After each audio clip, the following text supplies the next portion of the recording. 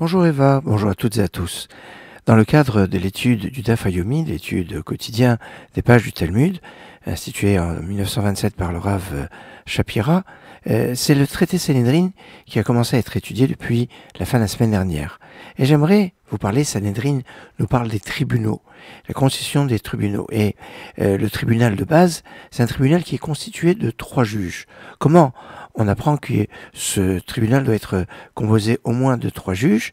Parce que dans le livre de l'Exode, au chapitre 22, quand on parle d'une personne qui a laissé en dépôt quelque chose, qui a donné à un gardien de lui garder des choses, et que ça a été volé, et qu'il dit qu'il est pour rien, alors on nous dit qu'il devra se présenter devant Elohim. Le mot Elohim ne veut pas dire le nom de Dieu dans ce texte, mais veut dire les juges. Et le texte va mentionner 3 fois le nom de Elohim en qualité de juge. Je le dis comme ça, sans dire Elohim, parce que quand on doit dire le nom de Dieu, on ne doit pas le prononcer en vain. Alors on aura tendance à dire Elohim.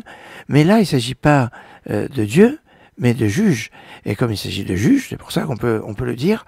Et on va nous dire que il va se présenter devant les juges. Et comme il est marqué 3 fois le mot Elohim, donc référence au juge, de là on apprend que la base du tribunal est de 3 juges. On pourrait dire le tribunal composé de 3 juges et le tribunal de base qui va statuer surtout sur les affaires d'argent et les différends qui peuvent avoir entre les personnes. Quand il s'agit de peine capitale, de choses beaucoup plus graves, alors ce sera la composition de 23 juges.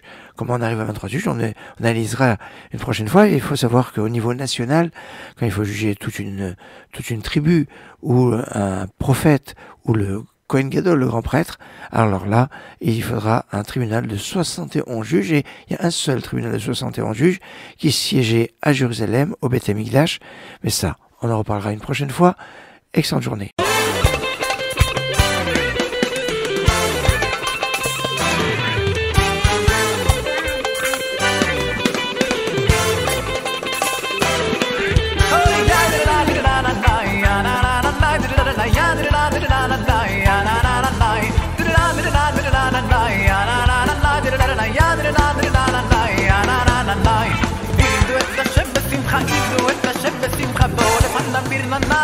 Pirna,